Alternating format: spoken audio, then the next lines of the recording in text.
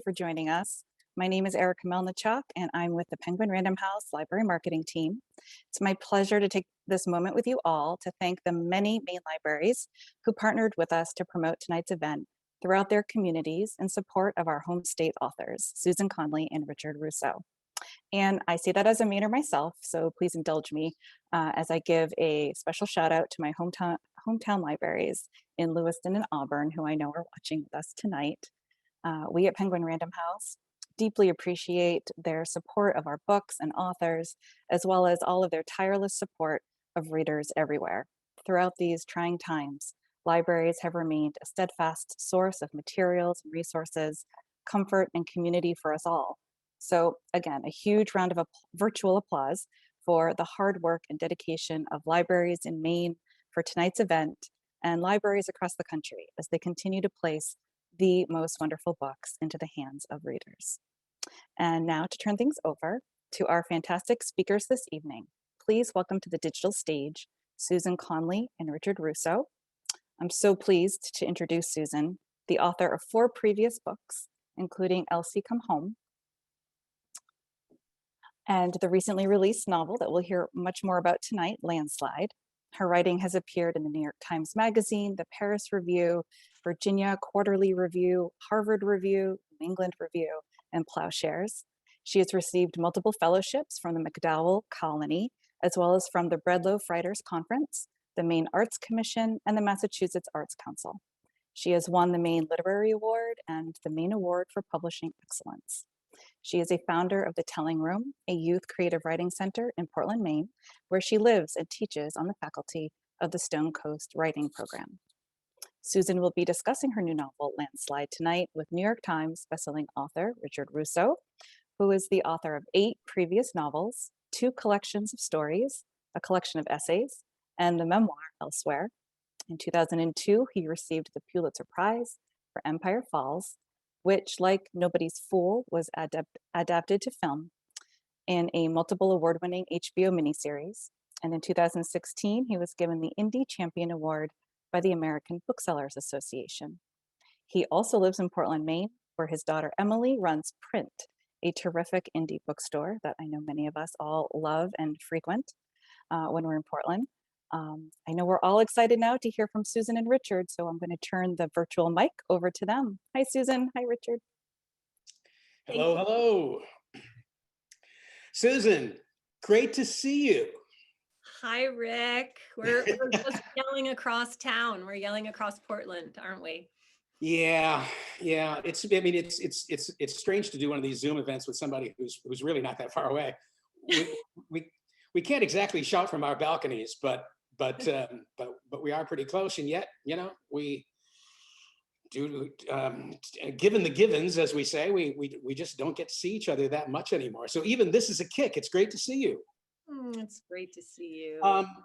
And I thought we'd just jump right in since this is a book about Maine, and since we have a really Maine, we're never going to have a more Maine audience, I don't think, than we have tonight with all these wonderful library folks and people from all over the state of Maine. And this is a very Maine book, so let's begin talking about that as a book about the place that we live in and love.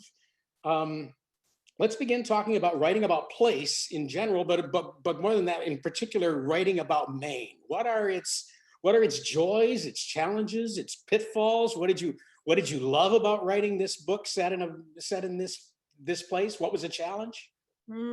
Yeah, Maine. I'd been waiting to write this book for years, I think. I wanted to get it right. It's my home state.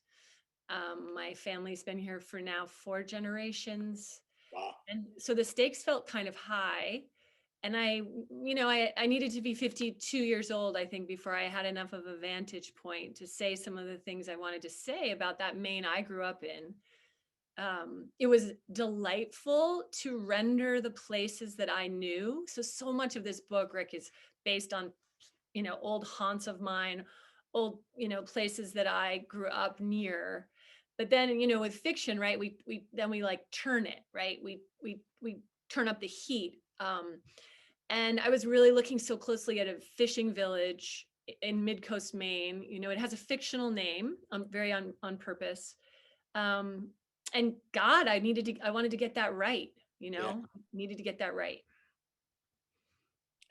Yeah, I know what you mean, and partly because Mainers, they're. I learned when I first got here, which I can't say anything about my relationship to the state of Maine like you do, but I did know that when I got here, it became pretty clear that Mainers really do love their state, and they're very protective of it.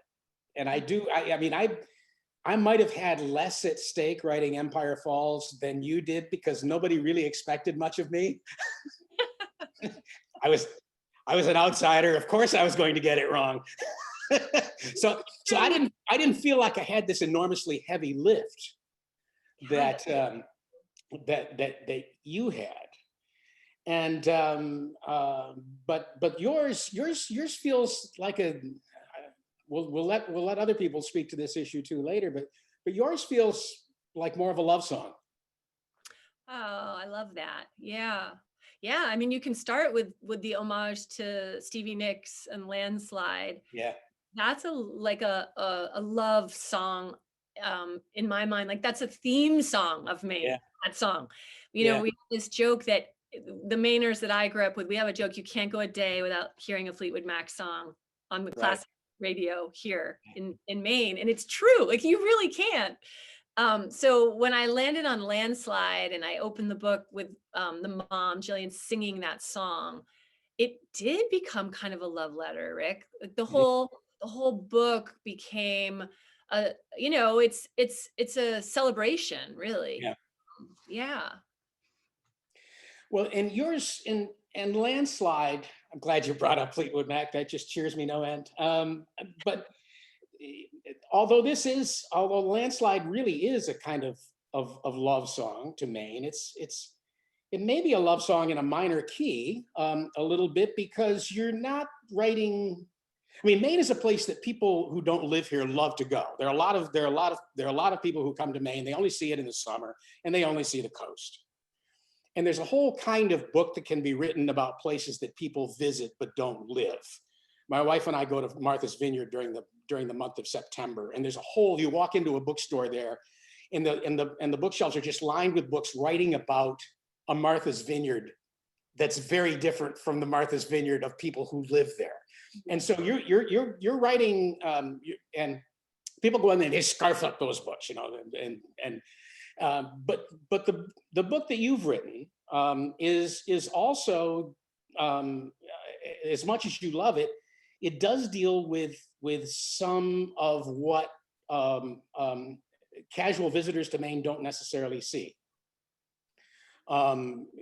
Because we do see in this book, a small town, in mid-coast Maine that, I wouldn't say that it's on a respirator, but it's having a tough time. Things are not as good there as they were a generation or two generations ago.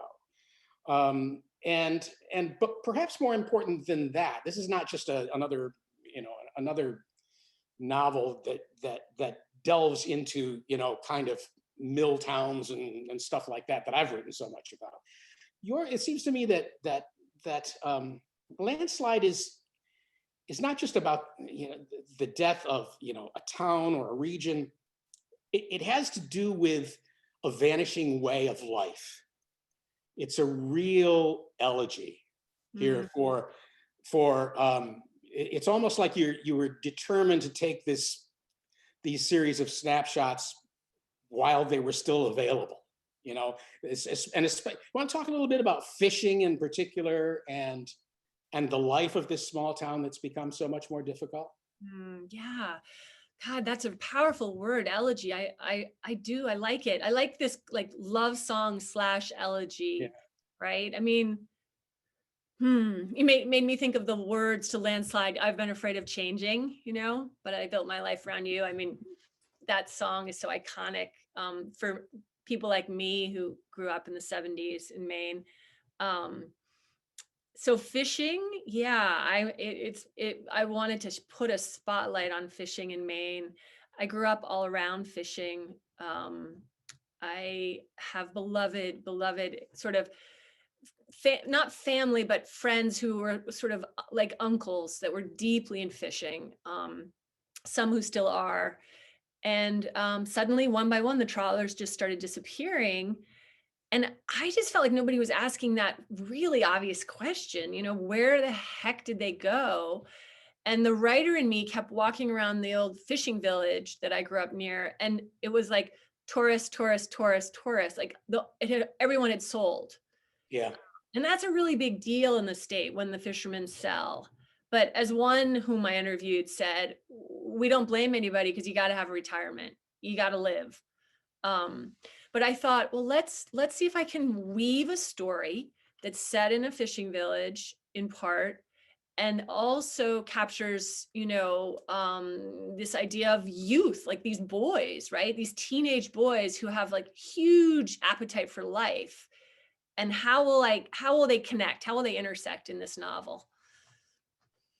Well, boy, it's a very vivid portrait, and one of the things that occurred to me too is in your, just the way you're talking about this place that you're missing even as you're writing about it.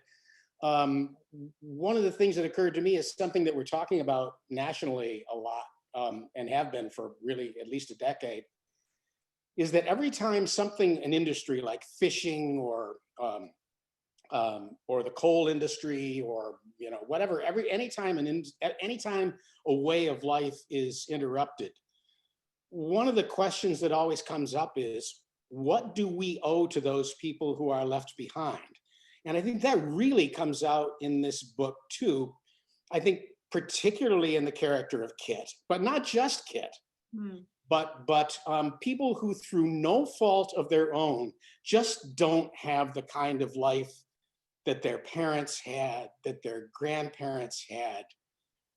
And it's through no fault of their own, but there doesn't seem to be a really obvious remedy for that either. Can you speak a little bit to that, to what do we owe to people who deserve a better fate and yet have been dealt something really unfair?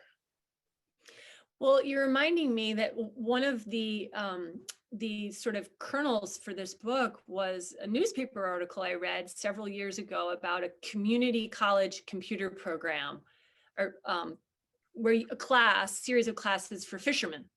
Mm-hmm. And some of them were not into it at all, and couldn't do it. It didn't work for them. And that was sort of the big option. And in fact, in Landslide, I think Jillian says to Jimmy, Kit's father, who's a longtime fisherman, she says, I wish he'd considered taking one of those computer courses. Yeah.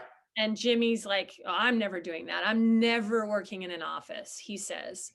I don't know, Rick. I mean, these are stalwarts, and it's funny. I did an event, a book club last night with a group of wonderful people on Vinyl Haven, a book club.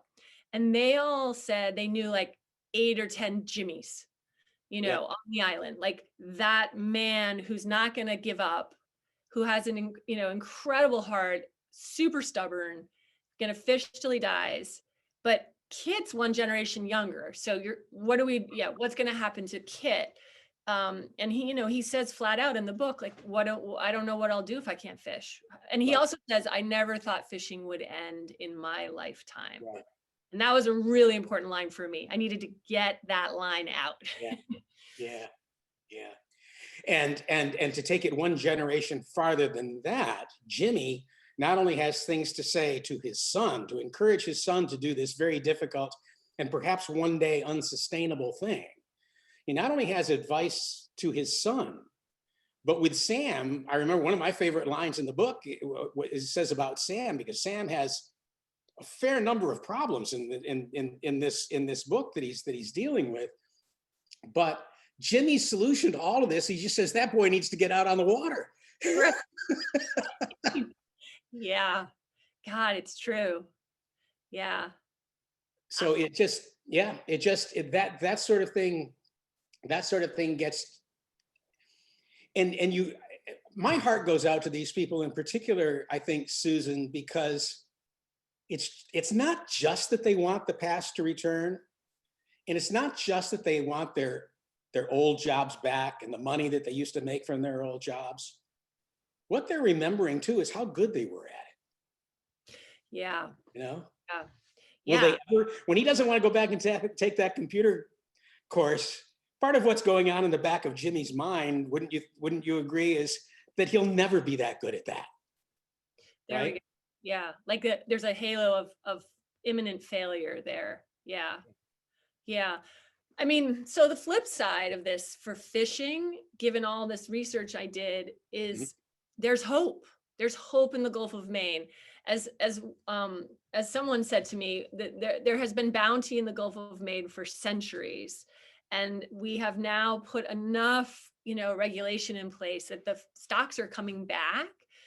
It's yet to be seen how the industry will adapt, but there is hope. Yeah. Um, yeah, but in a very different kind of life Yeah. will be happening for Kit if Kit ever fishes. I think that's a big question of the novel: is will Kit ever fish again? Right. Right. Right. I feel like we should get you to read us a couple pages Oh, here. okay, all right. I shall.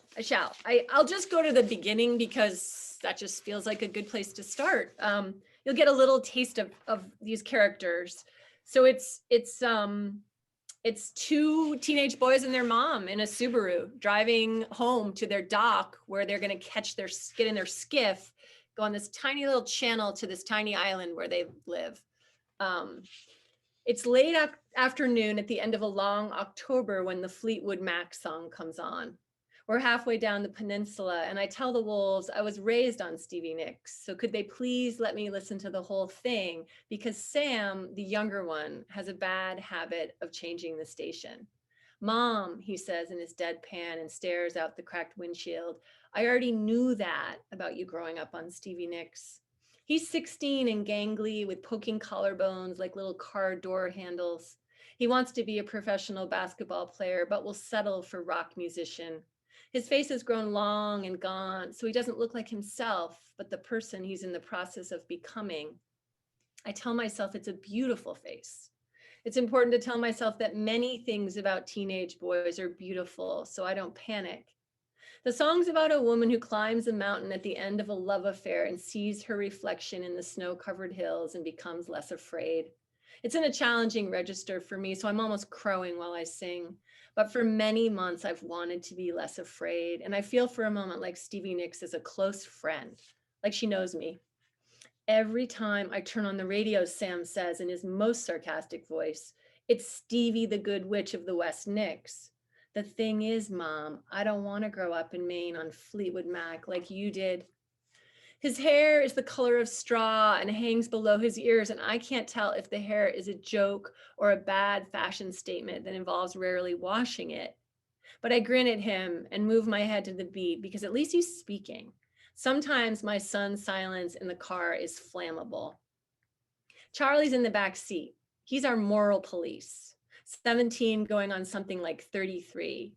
He thinks sports are a hoax and believes in the laws of physics and a senior named Lucy who recently moved to Maine from Burundi.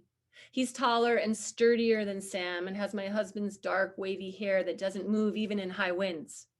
I'm trying not to think about my husband. He's renowned on the peninsula for his gargantuan energy and for being a fisherman who doesn't come home empty-handed.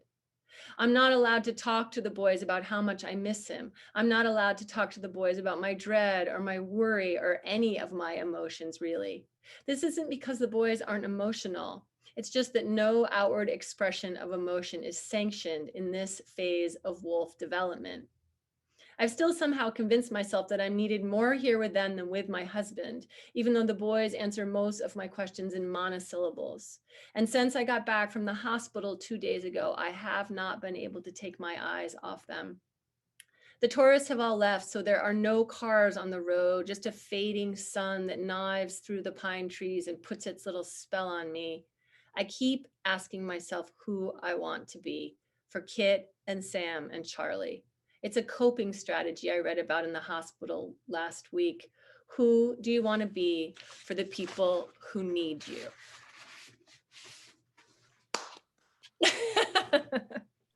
Thank you.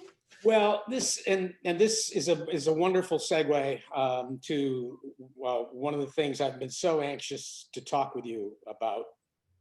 Um, and I'm not sure where it's going to lead me in terms of a question, but I find it fascinating that here we are talking to each other, you, the mother of two sons, and I, the father of two daughters.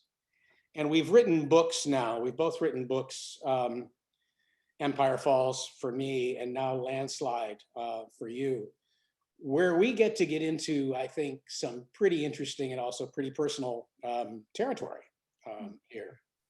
Mm. And one of the things that I found as a man and as a father of daughters in reading Landslide was just how much sympathy you have for these wolves, these boys who are, they're almost werewolves in the sense that they're becoming, as you just, in that passage that you read, they're not who they are, they're becoming something. And it's kind of terrifying to watch what they're becoming. But Jilly, and I think by extension, came from somewhere, so I'm going to assume it comes from you. You share that profound, I think, sympathy for boys that I would say is not everywhere in society right now.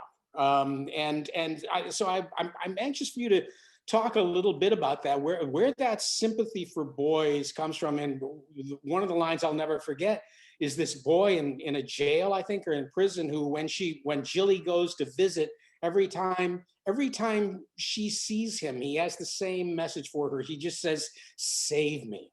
And it seems that one of the things that this book is about for you is that there are a lot of boys in exactly this situation who are under stress and under siege and who are just begging to be saved.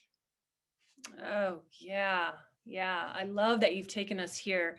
I mean, I think this was the driving impulse of the book. I mean, if there maybe the two sort of parallel trains of this love letter to Maine and then this sort of spotlight, let's pay attention to the boys. I mean, I think that's the message that Jill is realizing in the moment, parenting these wolves, is she can't really look away. You blink and you can lose one. You know, she keeps driving to Nova Scotia to be with her husband, Kit. He's in the hospital after the terrible injury. And she's so pulled back. And this book is not autobiographical. I know that's a weird thing for some readers to understand, right? It looks like it's autobiographical, but really nothing in this book has happened in my life, right? None of these conversations have even happened in my life. But the emotional truth of being torn, having someone like the sort of knowing that one of my boys is needing me and I'm hours away or days away, that tug, I know that tug. And I know what it's like to try to pay attention. It's exhausting to try to pay attention. Yeah. And Jilly really does pay attention. Well, she almost to her own detriment sometimes. She's really focused in there. She kind of has to be, because Sam, the younger one, has suffered a terrible loss of a very good friend, and it happens early, so it's not really a spoiler. And so there is this trauma that is following him.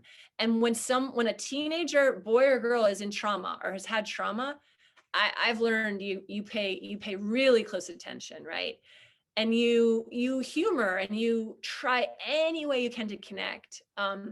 And the thing I'll say, Rick, to kind of close that out is, you're right. Like, there's a whole lot of casting of aspersions about boy culture, particularly young male culture.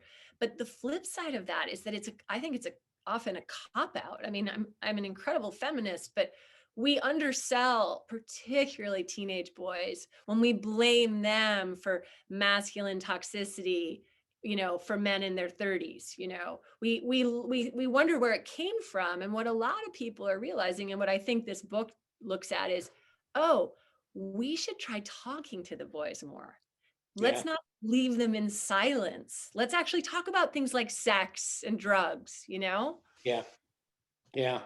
Well, boy, that comes through. That comes through loud and clear. And as a father, of daughters, I would just like to second everything that you just said right then. And I know that my daughters feel the same way. Is that we're unlikely to solve many of the dangers and the threats of American young women. We're unlikely to solve those without paying attention to boys, right? Mm. Because, well, that doesn't even need explanation, does it? We have to solve whatever it is that's going on with them, or fathers like me are gonna worry a lot. You know? I'm just to pin you down. One more thing that fascinated me is one of the complaints that Sam has about going to school Yeah. is that the girls have all the answers, he says. Yep. I found that absolutely fascinating, both in terms of this book and in terms of the culture at large. And I found myself wondering whether something has changed or whether some kind of psychological switch gets flipped. Because one of the things that we hear a lot is that by the time young women are in college classes with men, it's very often the young men that have begun to dominate the classroom, which is one of the reasons that a lot of young women want to go to all girls schools, because they won't feel the loud, boorish male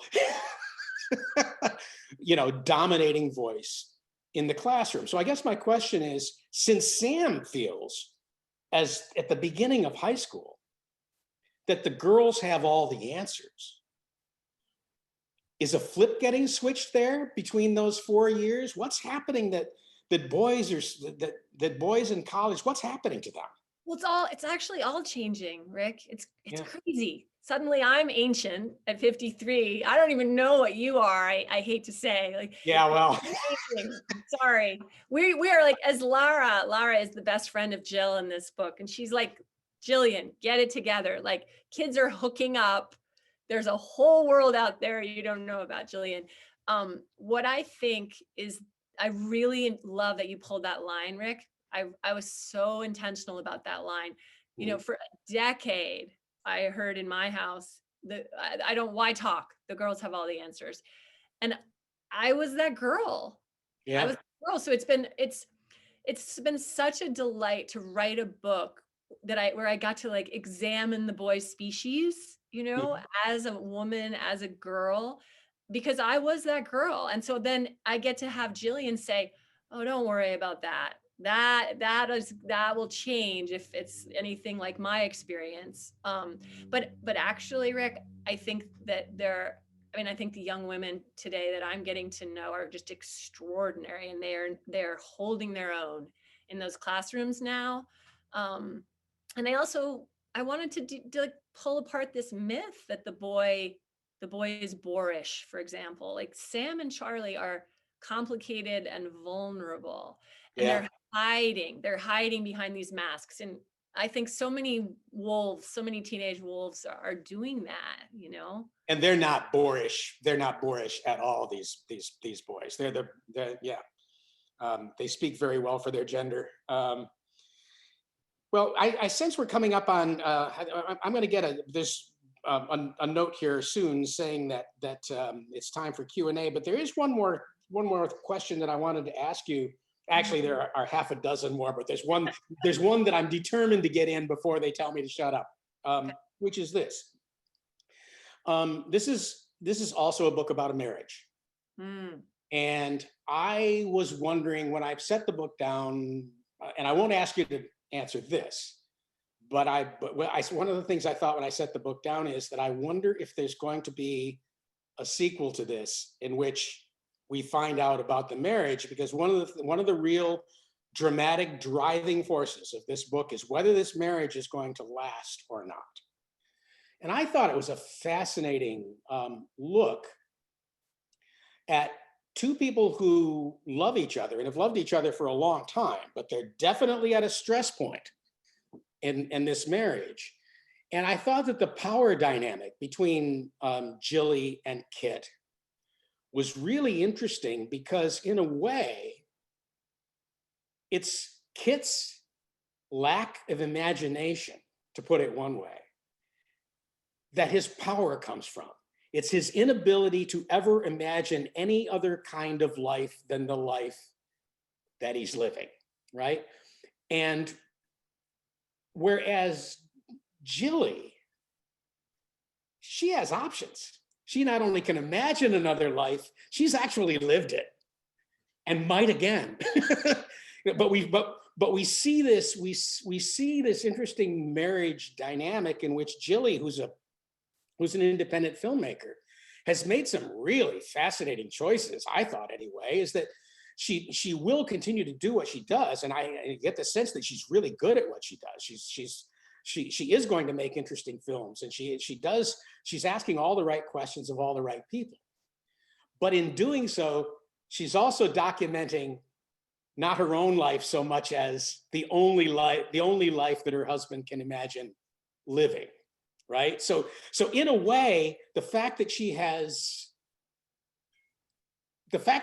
more options is actually that puts her in a precarious situation here. And I can't remember the last time I read a novel in which that kind of truth came through like it does in this one. Was there a question in there somewhere? I thought there was, but yeah, all right, I'm gonna grab one. I'm making one up. Okay. I love that. You know, it's funny. I had the treat. This has been an extraordinary week for me. Let me just say, because I'm talking to you, one of my most admired writer friends, and I talked to one of my other heroes, Judy Bloom, earlier this week, and she started by saying, "I'm super worried about that family. Yeah. I'm really worried." She said, "But I have hope. I have hope." And I said, "I do too. I have hope." I get asked almost every time what I think will happen to that family and that marriage. And I always say I have a lot of hope.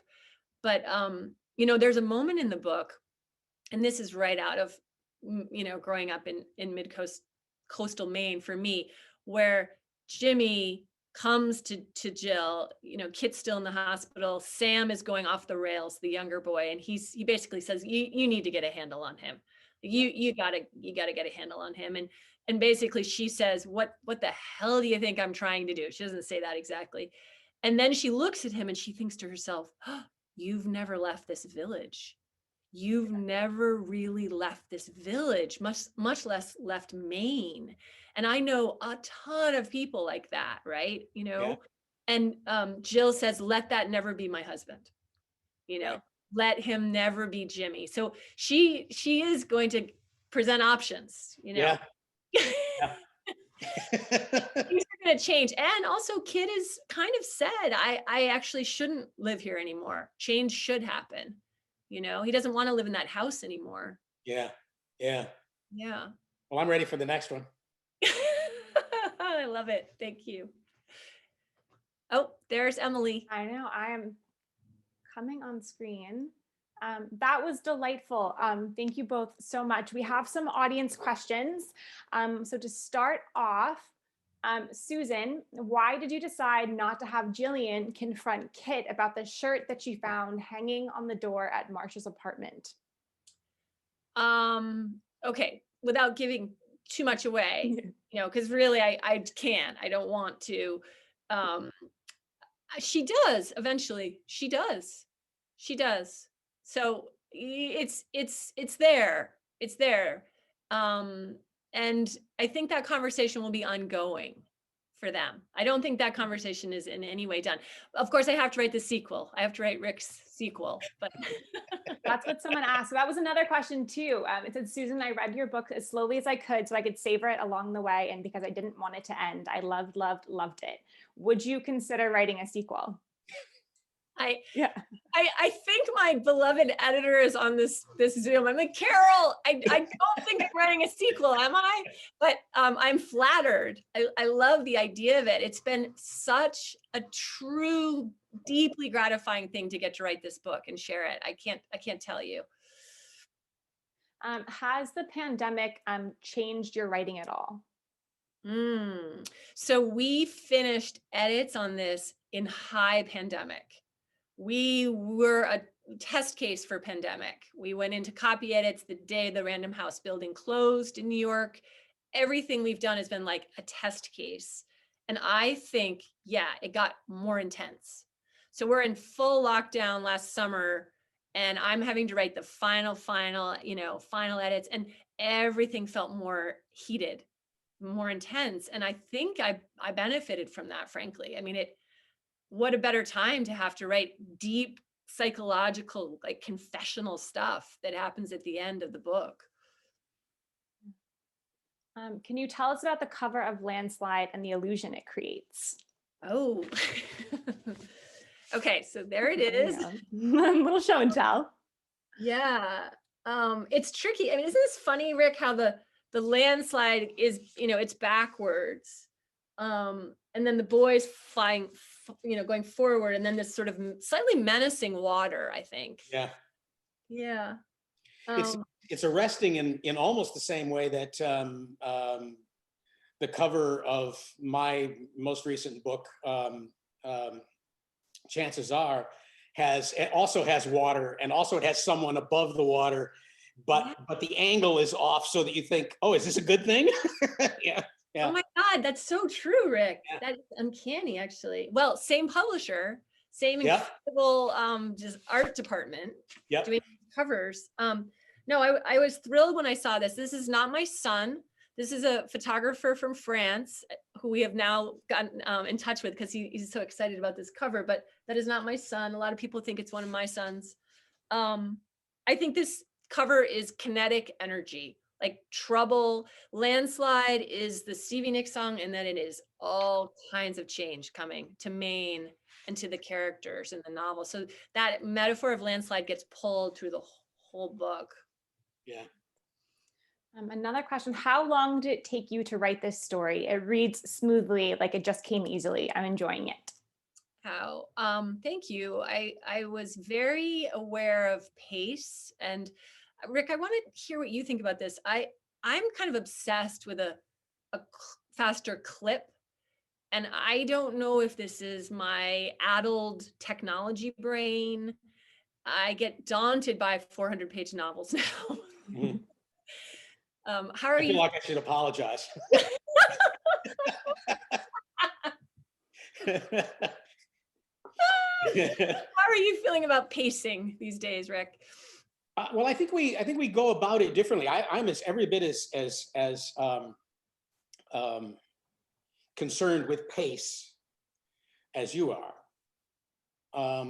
One of the things that I noticed about Landslide, but also other books of yours, is that there's an interesting dynamic that's going on in scene, where another writer might do something like this. Another writer might have a conversation between Jilly and her sons, and as they were talking, she would be getting more and more upset by what they said, and we'd be in her head a lot. And then at the end of the scene, she would go out onto the back porch and look at the ocean and the weather coming in, right? What you tend to do is that you instead of telling us an awful lot, you'll give us the conversation between Jilly and her sons, and then she'll go out onto the porch or onto the back deck where it is brittle cold, and she's standing there shivering and looking at the moon and the waves, and the reader thinks, oh, she must be really upset. So that's one way of dealing with pace, is to allow the scene to play out like you do, and then giving the reader a kind of shorthand for figuring that out without you having to tell them, which I think is really smart. My own way of dealing with it is to just bleed all of my scenes of every last ounce. I just let people talk and talk and talk and talk, and that creates pace, because the more dialogue there is, the fewer words there are on the page, and the faster you can read it. Yeah. But you know what I mean? That's a different kind of pace, isn't it? Yeah. The fewer the words are on the page, it reads almost like a screenplay. They're just, because there's no wasted telling. That's in well, that. in a way, we're both after the same effect. Yes. I just love that I feel like that was like this. I just got a lot of wisdom from you. That was like a beautiful. I know. I'm sitting here like I'm going to get a master class in fiction writing here. I love that. It's sort of analysis. And yeah, your dialogue, Rick, that it's like so taut. And yeah, we could all read it for pages and pages and pages. In fact, you have taught me to stay in the scene longer. You know, Yeah. I still would like to get out sooner, but I stay in longer, because then that's when the good stuff happens. And the kids say the surprising thing. Sometimes in the third, fourth, fifth draft of the scene, there's still more there, and you just keep going back, right? Yeah, for real. And I love that we're saying that, because I don't know if some of our listeners understand that iterations of the drafts to get to the gold. And with author tours, what it used to be and what it is now, there are almost always some young or aspiring writers in the audience. And it's always good to be able to share a moment or two like these, or the kinds of, I always worry that that people who don't do what we do are going to find it boring, because it's so, it's just so us, and we're weird. But on the other hand, there are always some young aspiring writers in the audience too, who need to hear these kinds of things, because tomorrow when they go back to sit down in front of what they're writing, they'll think, oh, I got out of that scene too soon. There was more there. And also, I mean, there are legions of your fans with us tonight. I know there are. I heard from some of them who have read every book of yours, and they want to hear you talk craft too. It's just very interesting. Yeah. So that's our wrap on pace. I love it. So we have another one here too. So I have not read the book yet, but when I do, will the setting remind me of any particular town or island in Maine, or will locals see themselves in this book? Oh, that's an interesting. I like that one. Yeah. Yeah. So I would say, yeah, locals are going to see themselves. And I think a lot of people, my hope is that a lot of people will think, oh, well, that's kind of like my town. That's like my part of Maine that I like. Do you agree, Rick, that it kind of has that? I think people could take what speaks to them in the set. Yeah. And part of that, I think, is because you get the economics of it and the class stuff so right, that even when you describe something that doesn't look like where your readers may be living, I think people confuse class and setting all the time. My experience has been, and I was, as I say, I was worried about writing Empire Falls because I would be recognizable as an outsider from the beginning. Yeah.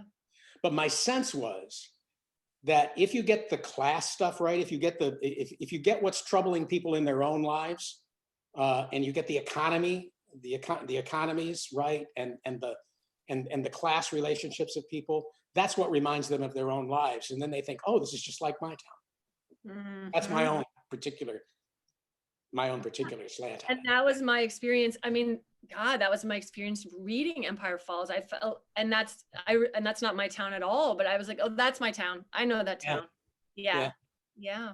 I think people are going to feel that way up and down the coast of Maine and elsewhere in Maine as well. But yeah, with Landslide. Cool. Susan, so how do you balance being a writer and having relationships? Do you censor any of your content or hold back, knowing that your family or students or in-laws might read it? If so, how do you deal with that? That's a great question. Where to start with that? I have spoken to that a little bit earlier this month, in the sense that I wrote a memoir. My first book is a memoir, it's a very personal book about my family, and it's called The Foremost Good Fortune. And I said a lot about raising boys, but they were very young. And it's a book about disease. It's a book about family, China, Maine, in fact.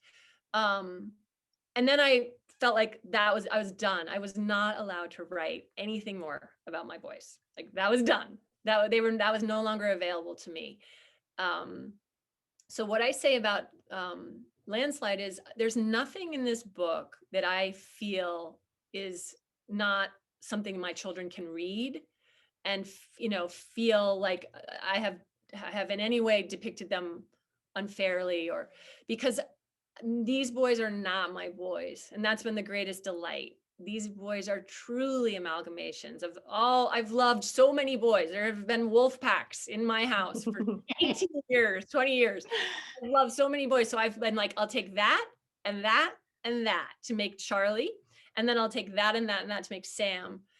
But to speak to this really important question, some people must write their truth. If in a memoir, they must write it to almost survive. And they may have to break with people. They may have to break with family or friends, because they can no longer live a lie. I think Mark Doty, an incredible American poet, when he wrote one of his memoirs, he said, I could no longer live this lie. I had to write this novel, or this memoir. I couldn't function anymore. And he hurt people, but it was worth it to him. And I always tell my students in my grad program, you just got to write the thing utterly unfettered, right? And then you decide later what you'll censor. And Rick, I'm thinking of Elsewhere, and I'm thinking of your memoir, which I loved and I've taught. And is there an accident that you waited to write that until your mother had passed? No, I never could have written that book while she was alive. Right. Yeah. And it was actually the fact of her death that probably got me going on that, because it was only after she had been dead for about a year, or maybe a little bit longer, that I began to both dream about her and think about her a lot, which suggested that there was some kind of unfinished business there. And I actually stopped writing a book that I was having a wonderful time writing, to write a book that I knew was going to rip me from stem to stern, and it did. But I couldn't have written that while she was alive. She had a difficult life. She had been hurt enough. So I couldn't have written that while she was still alive. As to the question of family in general, I just ignore them. That's my wife, my children, the pandemic. I just live here now in this little, what you're seeing. This is, they'll figure it out. It's just, I was saying earlier on this call before we all got on, regarding the pandemic, I wish somebody had told me to go home and stay there years ago. That's very funny. I love that. So place is so relevant, and I dare say another character in both of your books. Can you talk about how to balance setting and place so it doesn't overwhelm or take over the story? So I think place is, how am I going to say this? I like to use the phrase sometimes. It's kind of a fancy phrase, but it's like a narrative conceit. I'm really big on this idea. It's a proxy. It's like an architecture for me to then look at issues of class and identity. So you do all this work rendering place so that you can then go in, right, and excavate the human sort of psyche, and it's such a good portal, and it helps that I'm in love with Maine, and I'm very nostalgic about my past in Maine. And so it worked really well for me in this case. Now I'm like passing the baton to Rick. Well, I think back when I used to teach and this question would come up, it's a question about setting and it's a question about place, but it to my mind there's a deeper, broader question that's in the background of all of that, which is that back when I was reading student stories, and very often they just didn't feel real.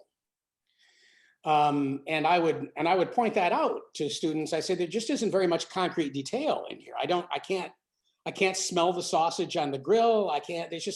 I have five senses and I'm not using any of them as I'm reading this story of yours. And so what I used to like to tell my students when this was happening, because they would always say, all right, well, I can go back and add the smells and the sights and all that and the landscape. I can go back and add that later. I'm not worried about that. And I would always say, no, and the word that Susan used, I think, is the exact right word. It's a portal. The real world, whether it's setting or objects or whatever, is not something that you go in and figure out later. It's the portal that you walk through in order to get to that deeper emotional territory that ultimately you hope to get there. But that's the portal. You can't ignore the trees, the rocks, the river. You cannot ignore the real world and hope to get someplace that's going to be deeply emotionally resonant. It just doesn't happen that way. Amen. All right. There's a point where Jill is criticized by her father-in-law for not being at the hospital where she should be with her husband, and she tells him the boys need her. Do we always choose our children, even if they're young adults or adults? And then was the decision that Jill did not bring Kit back home intentional? Okay, so Jill feels very strongly that her boys need her, and she leaves her husband in the hospital, and this is not a spoiler either. I mean, that's a very interesting personal question. Do we always feel that our children need us? I would say Jill's right in the thick of it at 16 and 17. You know, in conversations, book groups I've been doing, I'm hearing it gets really different in the 20s. I'm not in the 20s yet, really, as a mother. So I can guess, but I know teenage boy wolves very well. And yeah, I think that there's trouble brewing at home. Jill did need to get home, but it's a bargain she made, and she has regret. And then I do wonder why she didn't go to the hospital. I think it's a very obvious sort of, like, she definitely did not get in that car and go back to fetch him. I think it's probably intentional. Yeah. Why do you decide that the family live on an island? So this gets back to everything Rick and I were just saying about setting and place and trees and like the foreboding ocean. And you get characters on an island in a novel, and it's like, it's gold. It really is. It's gold for me. I'm like, okay, now I get to do storms, and I get to do sunsets and not make them sentimental and hallmarky. And I get to, create an emotional and psychological isolation on an island. So it's everything Rick just said. It's a portal right into emotional intensity to put them on a very uninhabited little speck of an island. So that was very intentional. Like, how much pressure can we put on this family, right? And so I put a physical pressure on them to be on the island. And also Jill says, I think on page 2 or something, it's the most beautiful place in the world. So there's also like the love of the place. And then when the place starts to just like pull you down. And, all of us in Maine, we know it gets hard here for people in certain months of the year. And it's getting hard for this family. They're almost into November. It's getting hard.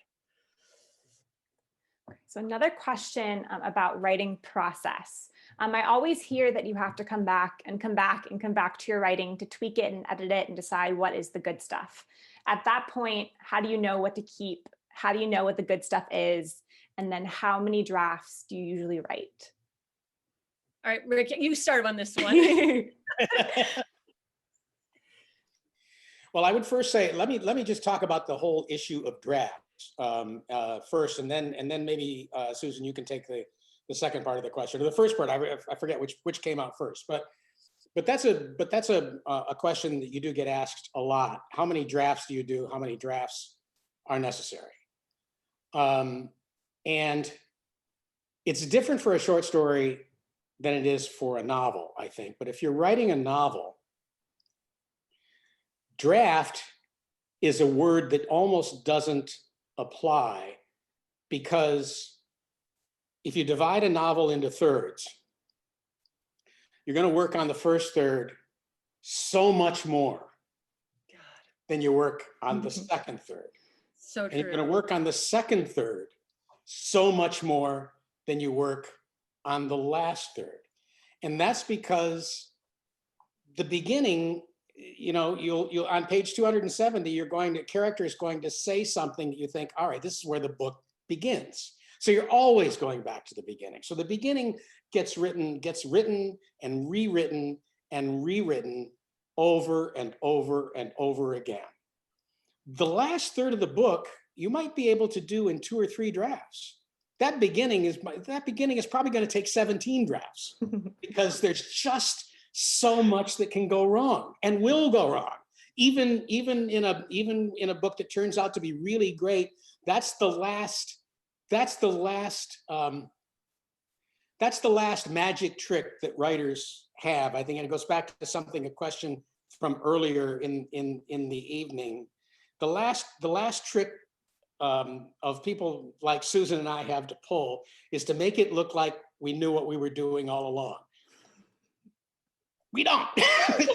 and that the first third of the book, of every book that probably we have ever written, has been a complete mess, and then a little bit less of a mess, and then a mess, and then a mess with something good in it, and then a mess with a couple of good things in it, and finally, it becomes right, and everything gets built on top of it. Oh my God, I'm glad we're recording this. That is just genius. That is it.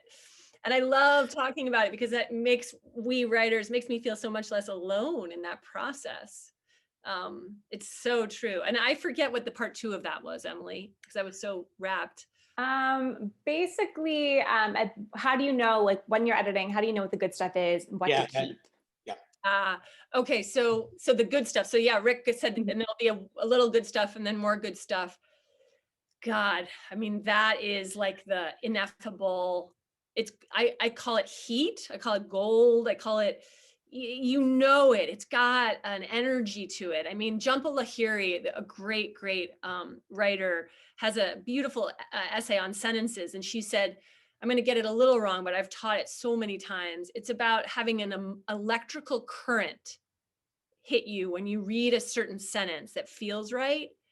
You have an actual physical response to it. And this is what happens in these beginnings. You land on these words, or these, like when Sam in Landslide says, I don't want to grow up on Stevie Nicks like you did, Mom. I was like, oh, there he is. There's Sam. Yeah. Yeah. He announced himself, and I was like, he's going to take over this novel if I'm not careful, but I love him and I love his voice, and I'm going to let him talk. And I knew it. I knew I was having a visceral response to his sentence, that's the best way I can describe it, really. Yeah. And it's worth saying too, that I feel exactly the same way too, Susan, about the good stuff. You can feel it, but it's also important to say that wasn't always true. When you are a younger writer, when you are feeling your way towards becoming a writer, and you're still learning your craft, you're still learning how things work, and you don't have you don't have the experience of having written a book start to finish before, maybe you've written only a story or two. In the beginning, that confidence, that being able to feel that electricity that you're talking about and being sure of it is something that comes with having done it a lot. You can't expect somebody writing their first, half dozen stories or their first, their first attempt at a novel to know necessarily what the good stuff is. But boy, by the time you get 2 or 3 books into a writing career, if you're still there, if for some stupid reason you're still doing it, then you begin to feel that electricity. So true. So this will be our last question for the evening, and I think it's a good one to end on. Which writers are you currently reading? This is an interesting question for me because I'm doing something that I've never done. I'm reading a murder mystery sort of book that by Jane Harper, and some of you, I'm sure people all know Jane Harper, but I didn't. And my son was reading it. I think it's her first one, The Dry, it's called. And I'm a scaredy cat. I really am. So I'm reading it like kind of like almost pretend reading it, but I'm a very fast reader. It's like my one talent. Like I can really blaze through a book. So I'm like inhaling this book because I need a break. I need a mental break, and it's good. And I'm like letting myself luxuriate in just plot. Like there's a ton of plot, and it's really fun.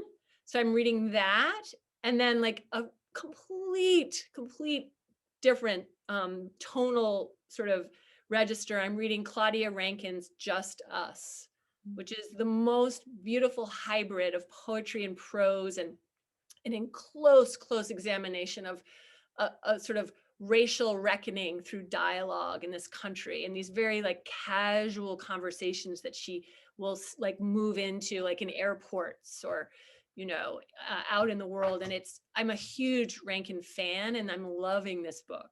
So like one is not about plot at all, and then one is heavily plot. So yeah. Well, the book I'm writing right now has 3 cops in it, and which is, and I've been thinking about writing this book for a while, but the problem is that the book that I thought it was going to be when I first started thinking about it, maybe 3 or 4 or 5 years ago, was before George Floyd's, murder, let's call it what it was. George and so many of the other deaths of young Black men in this country. And I suddenly realized that the 3 characters who are in this book, who are cops, even though the book takes place before George Floyd's murder, I realized that so much has happened in the country since the idea for this book came up that I simply couldn't. The book that I thought I was going to write is no longer available to me because we know too much now. And so I'm reading, I just finished reading a wonderful book called Tangled Up in Blue by a writer named Rosa Parks, who is, interestingly enough, the daughter of Barbara Ehrenreich, a writer that I love. Her book Nickel and Dimed and 2 or 3 other books of hers. She's wonderful. She's an old protester and a kind of uber feminist, and to her the cops are the enemy. And her daughter, who is a Georgetown law professor, goes to the police academy and volunteers and becomes a cop, which she was for, I think, 4 years in Washington in order to write this book, because she just sensed that policing was there was an awful lot more to policing than what her mother had led her to believe. And it's a really rich, and it's exactly, I just needed to be immersed in all the things that police officers have to deal with on a daily basis. And it's been enormously helpful to me to now come to the world of the book that I wanted to write and still want to write, but with a more nuanced view about what these people's lives are. I'm very jealous of what you're reading, by the way, because it's, I want to read that first book that you were reading for exactly the reason that you're reading it. Yeah. Oh, yeah. I love what you're writing though, and reading. Excellent. Awesome. So I think I speak for everyone here that this was such a wonderful evening. Huge thanks to Rick and to Susan. And I'll close things out by saying thank you once again to Penguin Random House Library Marketing and all 27 Maine libraries that made this event possible. So have a good night, everyone. Oh, thank you Hey, so thank much. you. Thank you, Rick. Thank you everyone for coming, and thank you to the Maine libraries. I'm such a Maine library fan. So this has been the event I've been looking forward to for months. So it's been such a treat. Thank you all so much. Good night, All everybody. right. Good night.